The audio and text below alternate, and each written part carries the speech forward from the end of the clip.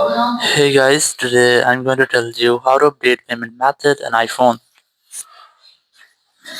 If you're using any iPhone and you want to update payment method in your iPhone or in your Apple ID, so let's see how can you do that. You just have to simply open your settings app.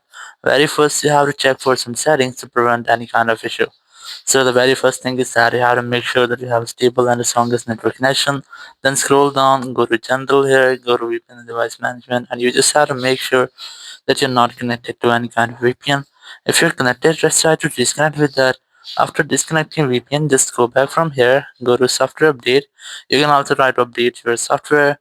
Then go to language and region section, select region and select your own region in which you are living. After selecting your region, you just have to go back from here. Then you go to App Store and tap on your profile option at the top right. Tap on your Apple ID here, and you just have to verify yourself using your Face ID or your Apple ID password.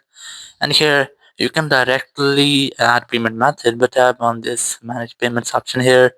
Here you can easily add payment method directly, but I recommend you have to go back from here and just tap on your country or region option, and here just select your own country or region in which you're living.